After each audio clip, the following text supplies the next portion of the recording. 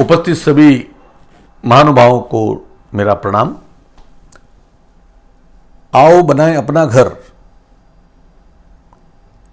यह एक बैनर जिसके तहत घर निर्माण की प्रक्रिया के बारे में हम विस्तृत आपको ज्ञान देंगे और निर्माण के संबंधित जो भी समस्याएं, जो भी कार्यक्रम हैं, उसके बारे में अवगत कराएंगे। उससे पूर्व मैं आपको ये परिचय देना चाहता हूं कि मेरे बारे में मैं ये सीरीज जो चालू कर रहा हूं उसका क्या मकसद है। साथियों, मैं इंजीनियर रघुनाथ सिंह सांखला, जोधपुर निवासी, मेरा राज्य राजस्थान और मैं 69 वर्षीय सार्वजनिक निर्माण विभाग राजस्थान से रिटायर्ड अधीक्षण अभियंता हूं। मैंने मेरे जीवन में अध्ययन काल में 1973 से 1978 के बीच में MBM इंजीनियरिंग कॉलेज से मेरी स्नातक की डिग्री हासिल की, इंजीनियर बना और तत्पश्चात उसी वर्ष से मैंने राजस्थान के राजकीय सेवाओं के तहत सिंचाई विभाग में 4 महीने की कनिष्ठ अभियंता की नौकरी करी।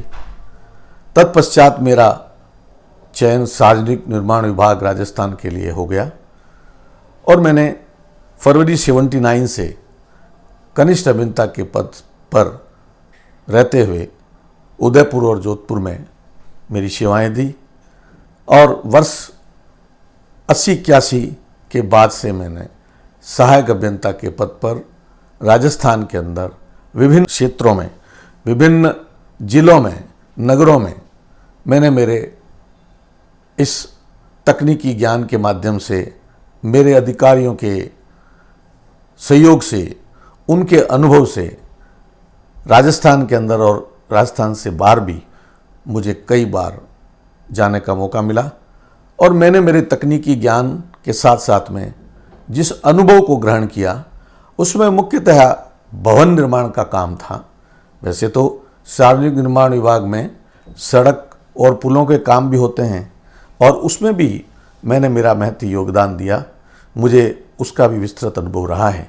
लेकिन मेरी रुचि शुरू से भवन निर्माण में रही। मैंने राज्य सरकार के नौकरी के दौरान 40 वर्ष के अंदर कई तरह के भवनों का निर्माण किया, वो चाहे अस्पताल हों, स्कूल हों, इंस्टीट्यूशंस हों, यूनिवर्सिटीज़ हों, रेजिडेंशियल हाउसेज हों, बेंगलोज हों, अधिकारियों के निवास स्थान हों और उससे लेके अनगिनत भवनों का निर्माण मेरे द्वारा कराया गया और मैंने उस निर्माण के दौरान जो अनुभव प्राप्त किया उसका मैंने मेरे हर क्षेत्र में आगे भी उपयोग लिया। साथियों, अधीक्षण अभियंता के पद पर रहते हुए मैंने राजस्थान उच्च न्यायालय के निर्माण में भी, नए भवन के निर्माण में भी मैंने काम किया और वहाँ से ही मेरा रिटायरमेंट हुआ। फरवरी 2016 में मैं अधीक्षण अभियंता के पद से सेवानिवृत्त हो गया। तत्पश्चात मैंने पहले से ही मेरे से जो भी आध्यात्मिकता का एक अटैचमेंट था, मैं महान पुरुषों के साथ में, साधु सन्यासियों के साथ में आध्यात्मिकता से अटैच रहा। सोचा कि 40 वर्ष के इस कार्यकाल में जितनी भी सेवाएं राज्य सरकार में हुई, अब मुझे आध्यात्मिकता के माध्यम से अपने आप का कल्याण करना चाहिए। साथियों, उसी सेवा में आगे बढ़ते हुए मैंने कई तरह के सामाजिक और आध्यात्मिक संस्थाओं को ज्वाइन किया।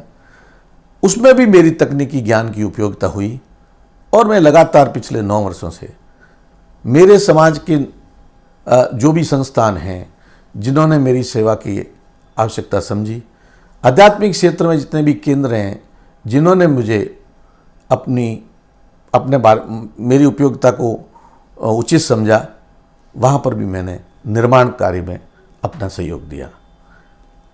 अभी पिछले 2 वर्ष से मैं गीता परिचय अभियान के माध्यम से भगवान श्री कृष्ण से विशेष रूप से जुड़ा और भगवान कृष्ण के उस उपदेश को जब मैंने ग्रहण किया तो मुझे लगा कि नहीं, मुझे खाली मेरे तकनीकी ज्ञान के माध्यम से जो मैंने सरकारी सेवाएं दी है और जो मैंने समाज में काम किया है वो ही सफिशिएंट नहीं है। मुझे इससे आगे भी बढ़ के भगवान के दिए हुए उपदेश के माध्यम से काम करना चाहिए। साथियों, भगवान श्री कृष्ण ने गीता में कहा है कि हे अर्जुन, ये सारा संसार, ये जो भी तुम देख रहा है, सब कुछ मेरे द्वारा है। मुझे कोई भी कर्म करने की जरूरत नहीं है, लेकिन उसके बावजूद भी मैं बिना कर्म के नहीं रहता हूं और निष्काम भाव से मेरा कर्म करता रहता हूं। भगवान ने कहा कि अगर मैं ही कर्म नहीं करूंगा तो कौन कर्म करेगा, बिना कर्म के रह जाना।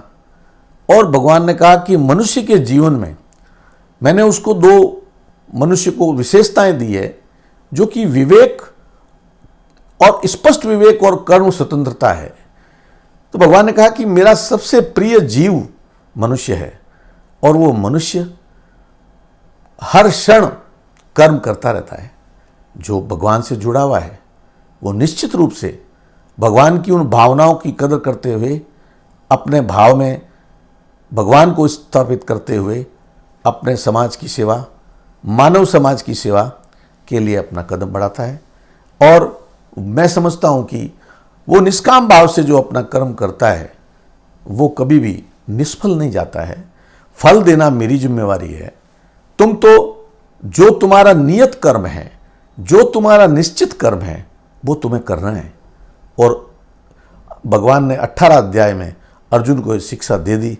अर्जुन को ये ज्ञान समझ में आया और भगवान को अर्जुन ने कहा कि हाँ प्रभु, मैं अब आपकी सारी बात समझ गया और युद्ध करने के लिए तैयार हूं, क्योंकि मेरा कर्तव्य युद्ध का है।